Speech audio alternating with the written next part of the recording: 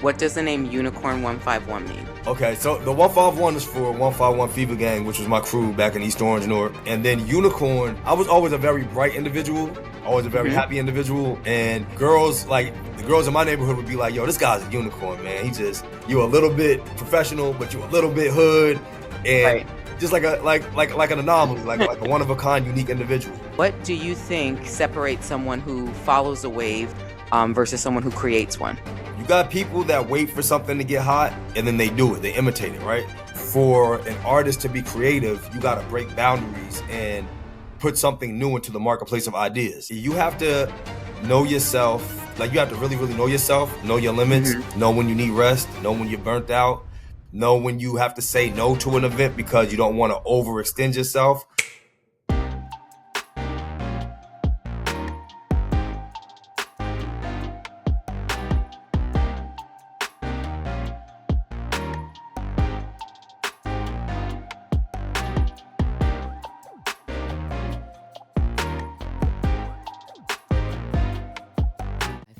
Perfect couch to transform your living space. Imagine a stylish centerpiece that not only enhances your decor, but also brings comfort and ease into your home. This couch is designed for effortless assembly, no tools required. You can have it ready in minutes. With its sleek design and vibrant colors, it's the ideal choice for a spring refresh. Whether you're entertaining guests or enjoying a cozy movie night, this couch offers the perfect blend of style and comfort. Don't wait, elevate your home today with Wayfair. Shop now and experience the joy of easy living. Welcome back to the Pink Book Podcast, where we talk about power, purpose, and discipline behind becoming her. Today's episode, we have something a little bit different because have someone from the music industry, but this is not just about music. We're talking about culture, influence, and creating this sound that people can't ignore.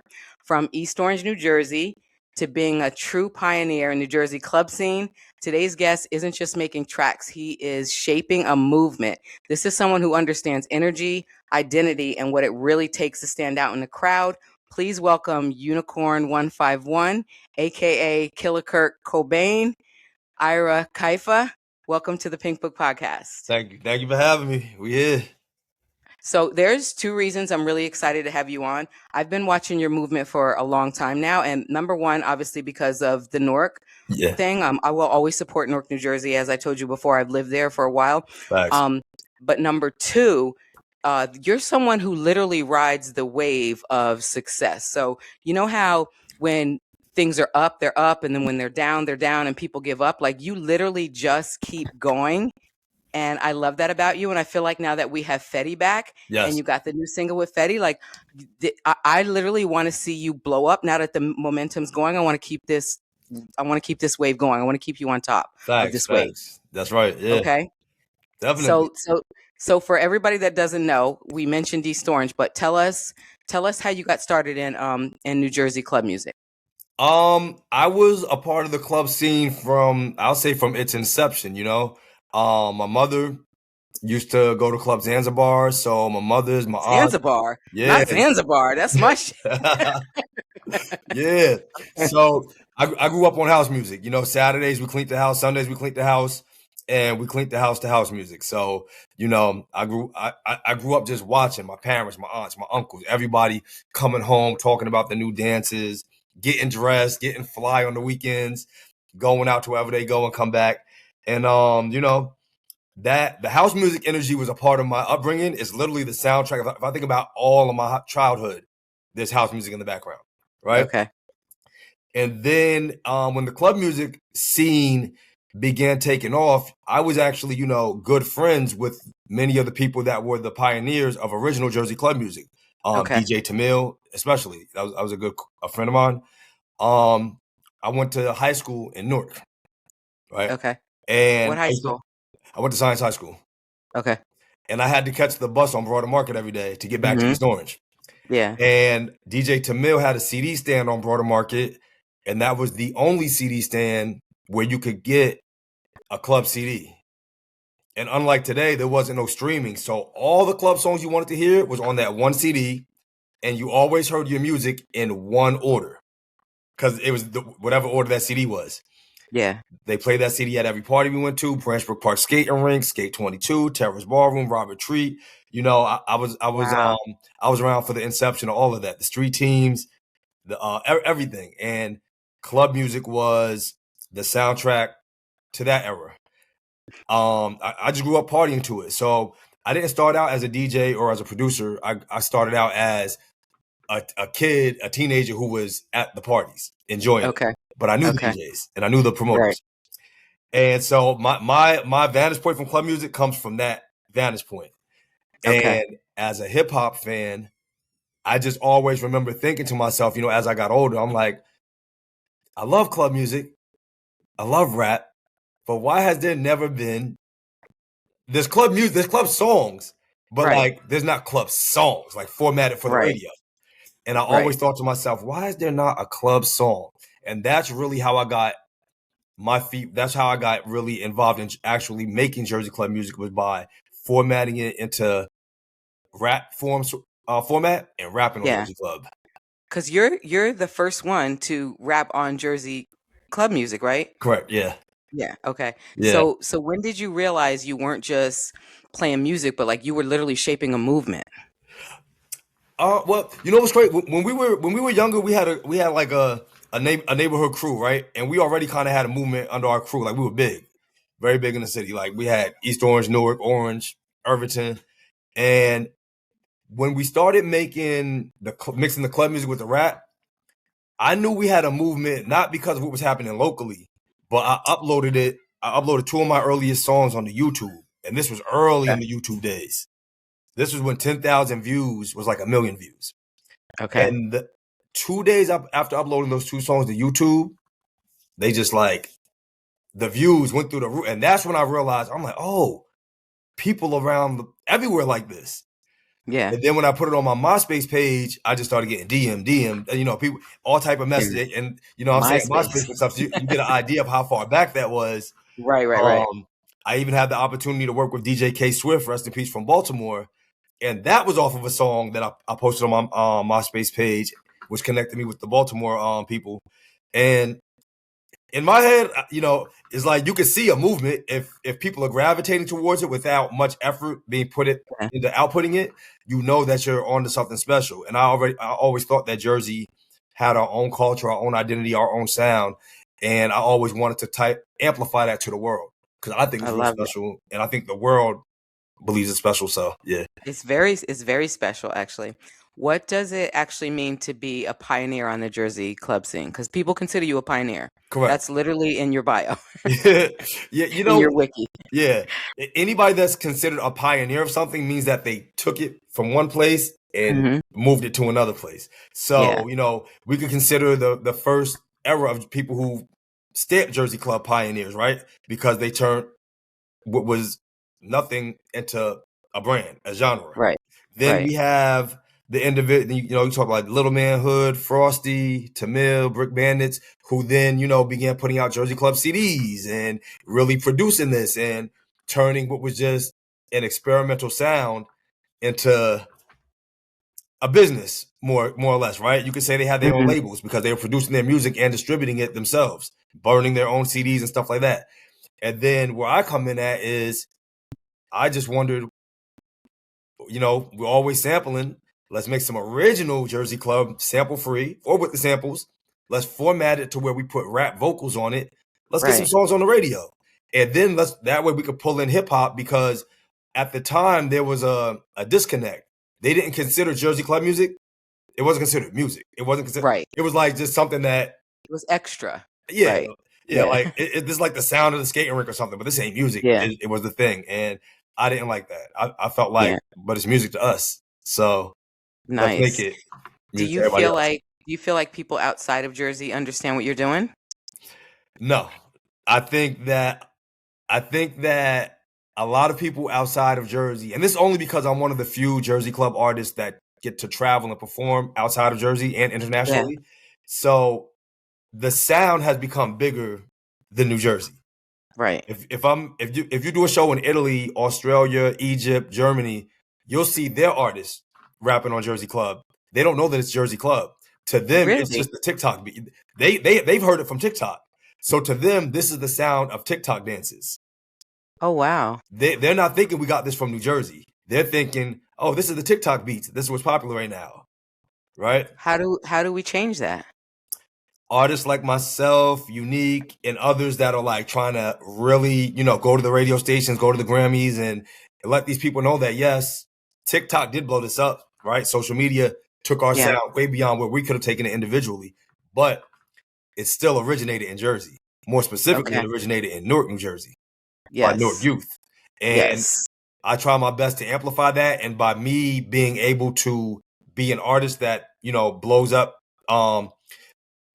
to where we're recognizing hip hop, I'm able to tell Mhm. the story verbally on my own, so that A&Rs and those that matter can actually understand where this sound comes from. Okay. Yeah. What was your first single that you put out? The first, I'll say the first single that I had Jersey Club on was called "Shaking My Dreads." Okay. The third verse of "Shaking My Dreads," I had these producers put "club" underneath the third verse. Uh-huh. And they didn't really know how to do it, but I just was like, listen to this beat and duplicate that, and we got close to that. I love it. Yeah. How did you connect with Fetty? So we've known Fetty for a while. When he first came out with Trap Queen, I used to be outside a lot, so I was in the after hours and stuff like that. And what a lot of people don't know is that Trap Queen was out locally for like 2 years before it blew up. So a lot of the Patterson DJs used to DJ in the Newark after hours. They be playing Trap Queen and like, yo, this my man's song, right? Right. And I was like, it's tough. I liked it. When it started blowing up, I think Fetty was doing a music video in Patterson at the Art Factory. I was doing fashion at this time, but my man hit me up like, yo, we need some Coogee sweaters, bro. Bring some of your inventory over to help us style this music video. And that was my first time like actually really, really getting to meet him and interact with him, was when I styled that music video that he did. Yeah. Wait. So talk to me about your fashion. Where'd that come from? So yeah, I had taken a break from music from one point to another, right? Mhm. And during that break, I went to school. I had got my master's degree in business, but I was interning at the Empire State Building at the FUBU office, Okay. which, come to find out, still on Coogee. And then I told them, y'all need to bring Coogee back. And I helped. Wow. And that's why I was doing design and project management for Coogee brand and helped them do the whole relaunch and rebrand. So I got my feet wet in the fashion industry, started off as an intern and just worked my way networking as I could. Oh, nice. I didn't know that about you. Yeah. So how long overall have you been, even with your break, have you been in the business? In the music business? The music business. I don't really consider myself in the music business because I'm not signed You are. yet. But I do music. You will be. You will be. Yes. You will be. But I do music. So I probably, man, we might be going on. I started dabbling about 05, 06, and it's about 2026 now. So we might be at the Wow. 2-decade anniversary. Wow. Yeah. You're currently you're love the new single. It's time. There's nothing that's just never gonna get old for me. Thank Like, that's you. not Yeah. gonna get old. Like, you keep refreshing it and you need to make that a series, by the way, with the girls. Yes. I love Dancing, like that just needs to like keep on rotation. They blew me away with that. It's so good. How did that come about? The girl, I think her name is Liddy. I read across one of her videos, right? And I just kept watching and watching and watching, because to me it's so cool. They pick up off the last dance move and keep on improvising. Yeah, you can't stop watching it. It's literally like on rotation. And her whole crew are tough. Yeah. So I went down a rabbit hole just watching their videos, and I was like, man, let me hit this girl up. And I said, listen, I got a single with Fetty that's on the radio right now, and I would love if y'all would. And she was like, nah, I got you. Give me like a week. And yeah. It's so good. It's one of those that I never save anything. I always was like, on Instagram or any social media, why do they have that option save? Who saves this shit? That's the one thing I have saved on mine. I just keep going back to. It's so good. So you're going on tour with Fetty? Yeah, well, we're like semi on tour, because we don't do every date that he does, but we're doing a lot of dates together. And then I have my own separate dates as well. So we're just all on tour pretty much. I love it. I love it. And what venues are you hitting up? Oh man, we got XL coming up. We've been doing a lot of the theater venues. So we did Albany, Connecticut, Connecticut, Wellmont Theater in Montclair. We're going to be hitting a lot of colleges soon. I'm in Connecticut. What part of Connecticut? We was in Hartford. Okay. We did All Hartford, right. yeah. When are you coming to Um, Hartford? a lot of the venues are within like a 4-mile radius. So we're talking PA, Connecticut, Okay. upstate New York, regular New York, South Jersey, stuff like All that. right. We will have to talk. I want to come to the Hartford one. Got you. I'm in like the Mystic, Connecticut area, which is like New London County. I don't know if you know that. I'm not familiar with Connecticut. I'm just learning, but Okay. yeah. Okay. All right, dope. All right. Yeah. So talk to us about um when you first got started and what did the Jersey club scene look like in contrast to what it looks like now? Okay.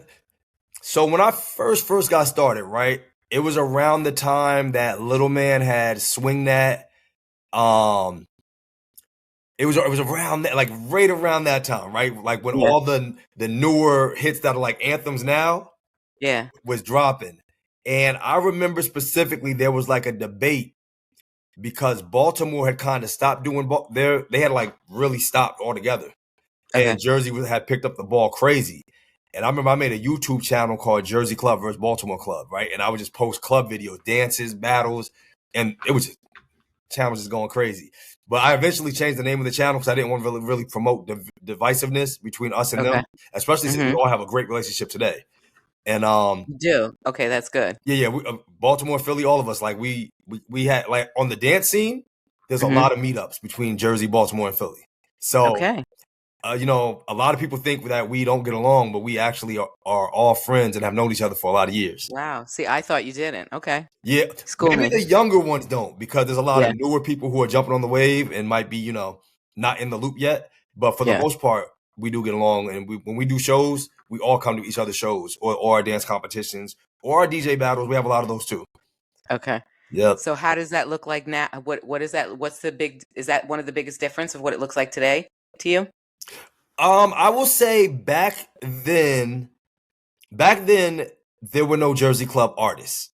We Okay. just had producers and DJs making music. Well, today they would be considered the artists, but they didn't present themselves. They weren't called that, right? Right. It was DJ Little Man, DJ this, DJ that, DJ such and such, and they played their music wherever they were DJing. Right. I would like to say that I helped birth the Jersey Club artists, like Okay. artists that are specifically under the genre of club music. Even though some of Okay. us rap and sing and do other things, our base is within club. And I think that's the difference today. You know, I think Okay. if DJ Little Man or J Hood or Frosty or any of them make a song today, they're making it a song. They're going to Okay. upload it to the, you know, to the streaming platforms and really get the most out of it. Whereas back then we were kind of just having fun with it, and Yeah. we weren't a set in stone genre just yet to the Right. masses. Yeah. Tell us for those who don't know what does the name Unicorn 151 mean? Okay, so the 151 is for 151 Fever Gang, which was my crew back in East Orange, Newark. Okay. And then unicorn has a couple of different meanings, but Yeah. it's really derived from you know, I was always a very bright individual, always a very Mhm. happy individual, and girls like the girls in my neighborhood would be like, "Yo, this guy's a unicorn, man. He's just mad bright. I can see this unicorn coming way down the street. You Yeah. know, you don't all the way fit in. Like you a little bit professional, but you a little bit hood, and Right. just like an anomaly, like a one of a kind, unique individual. So I Right. kind of embraced it. I'm like, you know what? Yeah, I am a unicorn. You're right. I do try to spread joy everywhere I go. And But then Killer Kurt Cobain. that was my name from the hood. My real name is Kirky. That's my middle name. And so they just Okay. called me Killer Kirk. And then, Okay. Killer Kurt Cobain. Were you guys Cobain friend like I was a huge Kurt Cobain fan. really? Yeah. Okay. Yeah. Team 'Cause Spirit was one of my favorite songs. me I consider too, but myself a rock star. I'm like, really? Yeah. Yeah. Yeah. I That's consider dope. myself a rock star back then because we was, if you ever came to our performances, especially back then, we let loose. And we was one of the first people to perform Jersey Club with live guitar players and live drummers. So Really? yeah, my man Chad Piff, he makes guitars and plays guitars. So we'll bring the live bands out and all of that. That is so dope. What when's your next show? When's your upcoming show? Tomorrow, actually, with Max B at XL Lounge in Elizabeth, New Jersey. Where in Elizabeth? I want to put it in so It's called everybody knows. XL Lounge, like extra large XL. Hmm. XL Lounge in Elizabeth, New Jersey. That's gonna be huge, and that's Okay. with Max B. And how long are you on tour? I mean, we rocking out all summer because we also got the World Cup events that we're doing as well. So Oh, really? yeah, Oh, talk to so me. Talk to me about that. well, I completed the first World Cup mural in the U.S. right here in Newark, New Jersey at 620 Market Right. Street, and because of that, I've been curating and helping be a liaison for the World Cup events within the city of Newark and the greater Newark area. And so we have a whole schedule of events that go from May until the last game of July. We're still working out the kinks on a couple dates. I want us to perform on the World Cup stage, especially Hmm. since they're in Jersey. I feel like it's important that you highlight Jersey culture. So you got to have some Jersey club at the World Cup games amongst the other, Yeah, amongst the other cultures that'll be there. You guys are in Jersey, and absolutely. we are represented. So there's going to be a lot of I want to say like to be announced. A lot of dates are going to be dropped within the next week or two as Okay. things get finalized. All Yeah, right, so then I'm glad that we're doing this now. I literally want you to stay on this wave. yeah. As I said in the beginning, this is you are really at the top of this wave right now. Not even this week, this month, like this era, you are at the top right now, and I want Thank you to you. ride this out. And no, really, what do you think separates someone who follows a wave versus someone who creates one? Because I you've mean, created this. yeah. I mean, what it is that you got people that wait for something to get hot and then they do it. They imitate it, right? There was Hmm. an era in Newark, and I was so mad when everyone wanted to sound like Chief Keef, right? Yeah. Everyone, Yeah. everyone started talking like they were from Chicago, Yeah. the movements, and I was like, we don't say those words here, but everybody did it, right? And I think those are the people that are like they follow the wave. If something is hot, they'll do it. If something else is Mm. hot, they'll do it. Not that there's anything wrong with doing what's fun and cool at the moment, but I Right. think for an artist to be creative, you got to break boundaries and put something new into the marketplace of ideas, right? I feel like and it's funny that me and Fetty have this record together because he's one of the artists that I really respect his artistry. Like I feel like he created his sound and wave and did Yeah. something monumental with that. And I think that we'll living parallel lives Mm. of what I'm doing with Jersey Club. I didn't just see Jersey Club as sample something, put the beat behind it, and put it out. Because Mm. you have producers that can make 10 Jersey Club songs in about an hour with that Yeah. formula, right? But to actually put some thought behind your lyrics and format your song and make it so that it's radio friendly or kid friendly or give it a real theme or infuse Latin with it or infuse dembo or bring it back to the house sound or slow it down and put some R&B over it. There's so Yeah. many variations that you can do with this Jersey Club because Jersey Club is the beat pattern. That's the Right. feel, right? But you can slow it down, you can speed it up, you can talk drill over it, you could talk sexy over it. You could talk love over it, right? You see the babies And doing you've Jersey done Club that, now. right? You've done that with drill. All of that, yeah. Yeah, Yeah, I actually coined, we started Jersey Drill as well. you did. Yeah. Absolutely. I love that. And I How do think you that, yeah. balance? Huh? What were we going to say? No, I was going to say, and I think that's the difference between following a wave and, creating.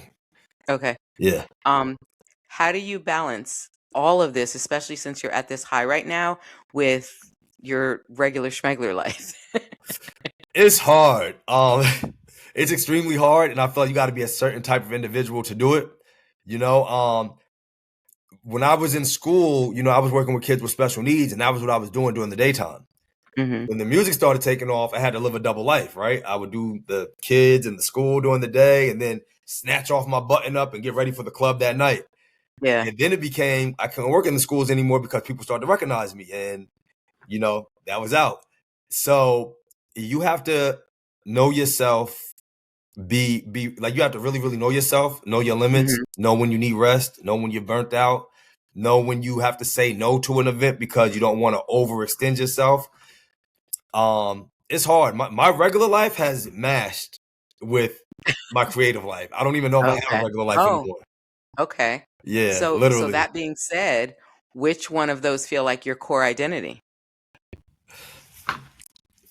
It's a whirlwind, literally. But I do, Unicorn, right? huh? Unicorn, yeah. Unicorn. I do try to make it a fact every so often to take time to just get grounded and put the phone down. You know, if I need to write music, then I'm just doing that. But if it's time to just really decompress and be with family, Mhm. I do strictly that. So I try to take time out to do that. Um, I think having a team and some support is very Mhm. important. I think a Mhm. lot of us lack that, especially here in Newark and New Jersey in general, where we don't have a culture of having real teams around us. And so a lot Yeah. of us wear a lot of different hats and we get burnt out. And, a lot of my peers from when I started aren't around today because I think they Mhm. got burnt out or overwhelmed or they had to make a choice. Do I keep Yeah. chasing my dream or do I get a job and work on getting a house and a car and my family? And a lot of people will choose the latter because it's more stable, right? And there's nothing wrong with being stable. I think I have taken a bit of risk in chasing this dream, Mhm. but the risk has begun to pay off in the long run because we're seeing successes in it, and I'm beginning to get more support to where I can have a team around me to kind of alleviate me from a lot of the Yeah. stresses and stuff that somebody who might not be as insane as me might be like, I can't do 2 shows, go to the studio, design Yeah. clothes, do an interview, and get 2 hours of rest in one day. you know Right. Right. Right. so Are you yeah. still designing? I do, yeah. Still design. I have a clothing brand, L Town. Got my I'm working on some World Cup stuff right now as we speak. Okay. Yeah, Love that. Do you approach creating music differently than performing it? I do. Yeah. When I create, and it's funny, people think I go to the studio a lot. I don't go to the studio that often, and I really should, but I don't. Mm. Um, I can only really write new music after I experience something, right? So Okay. after going out or maybe going on a vacation or doing some stuff, when I get back, I'm like, oh, I got to talk about this. The things Yeah. I see and take in my experiences, those turn into metaphors in my head. Like, oh, I could talk about this and talk about that and how this relates to that. And then Mhm. I'll probably go to the studio and I could do like 20 songs at a time. Because when I go to the studio, I don't go there to hang out. I go there to work. I go there to record. Right.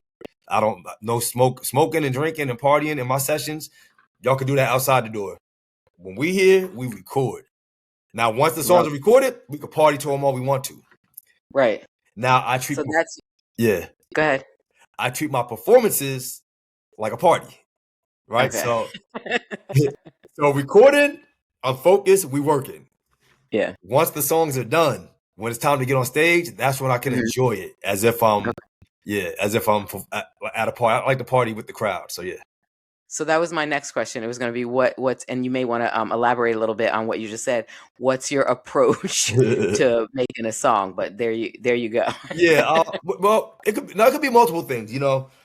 Sometimes I could see something that's trending, Mhm. and I'm like, I want to sample that, or I want to reference that, or I want to make a song that is going towards that direction, Yeah. right? And so sometimes things cross my path, like when the Dembow movement in DR started taking off. I'm like, oh, this is their version of Jersey Club, right? Yeah. Let's see if we can mix Dembow with Jersey Club. And I met up with some Dominican artists. We went to DR. They came here, and we start merging the culture. So a lot of different things affect how I approach music, but it's really like I said, it's just either an interest got sparked or a cool experience happened. Okay. Yeah. What's a track that you think right now that's out? Could be yours or whatever that really represents you. Mm, that's a good question. And I don't want to say it's time, but I'm gonna say it's time in It's another. time. The reason why I'll say it's time, right, is because the whole premise behind that song is like things happen for you. It might not happen in the time that you want it to happen. It could be God's timing, it could be divine timing, it could just be because today is the day. But when Yeah. it does happen, it's time. And Yes. so many times I hear people say this phrase, right? And I'm always like, yeah, it's time, right? Yeah. So for me, I feel like it's time is like very powerful, motivating, and it's like manifest. You know, it Mhm. could be your time tomorrow. It could be your time in a year. But when it does happen, Yeah. this is the song, this is the sound that we celebrate to, right? and then Yeah, I think it that kind of also represents me. that song also has such a good energy behind it. Yes. It's not just you, it's not just Fetty, it's not just the music, like all of it just has such a good energy behind it. Hmm. It's one of those songs I feel like that'll never get old, Yeah. or you could like use it for anything. Do you know what I mean? Yes. Um, what are your plans, or what do you see for the future for that song? So I like the idea that we did the remix.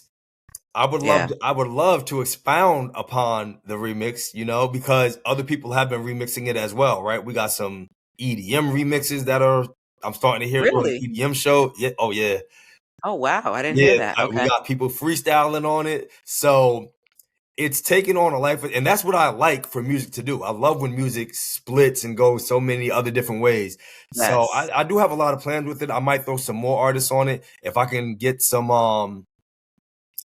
I got some verses from some other people. I can't put it out there yet, but I got some verses from some Jersey legends.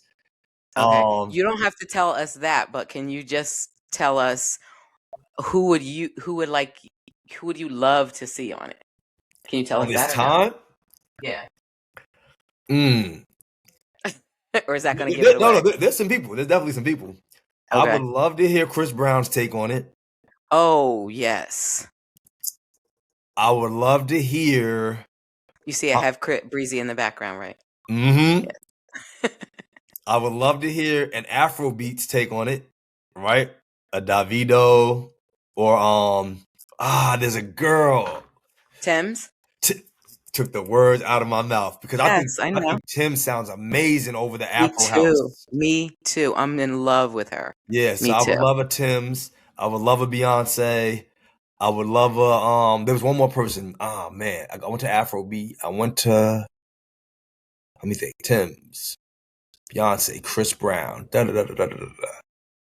There's a couple people, but I want to hear different regions how they Yeah. would flow because you know the original song that song references gets played in all these places, Hmm. right? And I would love to see how the international community and these international artists are able to take it. But yeah, those are some of the top.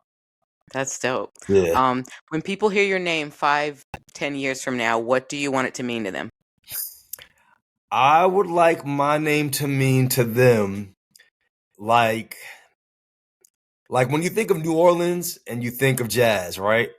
Hmm. Or if you think of Nashville and rock and roll or country or whatever's from over there. I want my name to be synonymous with a movement, a sound, and just feeling good, right? When you think of Prince or anybody who has those Woo. soundtracks that are just when you think of Prince, you think musicality, Stop. Stop. carefree, Yes. crazy outfits, and just having a Beautifulness, ball. sexy, Yes, yes. And love. and that's kind of like one of the people that I kind of like emulate. I don't want to say emulate the style, but I emulate like his ability to be talented and enjoyable at the same time. And And I just wanted his to aura, kind of, right? That's exactly, and I would definitely consider him a unicorn. exactly, You know what I yes, mean? yeah. What does success look like for you beyond music, beyond your music career? Success to me, I'm an individual that's very easily satisfied, right? Success to me means being able to make a living doing what you like to do, creating. If being creative can allow me and my family to be well Hmm. off, and you know the kids that come after me or the grandkids can make a living and doing what they like to do and what they want to do, and look at me as a good example and somebody that can show them the way. To me, that's success. Just having a family, a base, and being able to show your family the way. I'm cool with my feet kicked up and a bunch of grandkids running around me, and a dog, and just talking about the good old days. I'm cool. I love that. Yeah, If there, because the kids are watching you right now. I've been on the blogs and on the TikTok and at whatever other social media, and the kids are watching you right now. I'm telling yeah. you, you're on a wave. I want you to keep this momentum. I know I keep saying it, but I need you to keep it. I Thank need you. you to like ride this all the way out until you get signed, because it's gonna happen. Um, if there's kids in your area, East Orange, Newark, wherever, Yeah, from your hood that are watching and trying to break through, what's a good tip that you could give them, or some tips? I'm gonna give them the number one tip that I gave myself. Right, Give it to us. you have to be yourself, and you got to say no, right? So my neighborhood specifically is a gang hub. Mm-hmm. Literally, anybody that's from down here, Leo, or if you could literally Google it's on YouTube. The Yeah, blogs talk about it. I understand it. Yeah. One of the things that I pride myself in is that I never allowed myself to get swept underneath that wave. As many times, and they all wanted me. They tried to recruit bad, and I always fancied myself a leader. I couldn't see myself following the wave, especially when I know that wave has been around since the 70s. There's been gangs since the 60s and 70s, or at least the ones that we recognize, and they all got the same story. They all get older and they say, I should have never did that. I should have did something else. I should have did what I really wanted to do, but it wasn't cool. Being cool is the downfall of your. I remember when I tried to be cool and I stopped dancing and I stopped working out because I thought walking around and drinking and smoking was cool. I lost my mojo because all I could do was look cool. I nonchalant. My energy went down. Being cool was one of the worst things that I ever did. Don't try to be cool, because all the people that I remember that was themselves, they're cool now. They're developing apps. They got podcasts. Everyone we consider geeks. Guess what? You got to be a geek today. You got to work your computer. You got to know. You know what I'm saying? So I would tell every kid, stop trying to be cool, because being yourself is what's actually cool, and that's what the masses. That's what's going to secure your future. That's what's going to keep you out of the jails, out of the graveyard, out of the hospital, keep you from being a statistic. You might not know it, but take it from somebody that's been through it, right? Because when I was young, I didn't listen to the people that told me that. Right. But I did somewhat. I did have one mentor that got me on the right path. And, like I said, being cool was the end of my mojo. Being myself was when things took off. So yeah, I want and people to yourself understand that. is cool. You are cool. But that's what I'm saying. But there's like, is cool. but it's like because of proximity, right?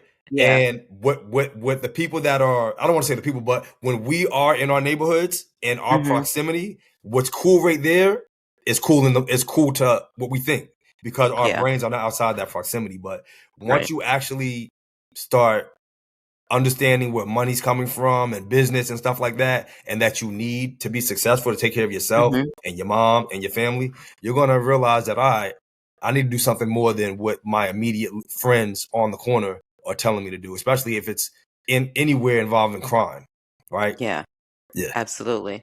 Tell us, what's one thing that that people don't actually know about you? Oh, wow. I feel like there's a lot of things. I feel like a lot of people didn't know I was West African, right? I didn't know you were from Liberia. Yeah. I didn't know that. Yeah, a lot of people didn't know that. A lot of people, I'm trying to think. I don't think a lot of people knew that I was into fashion as deep as I was during that time frame. Yeah. But I'm very, very into fashion. I like fashion. I like architecture. I like anything that has to do with aesthetics and design. That's something it shows in your videos, by the way. Thank you. Your videos are amazing. Thank you.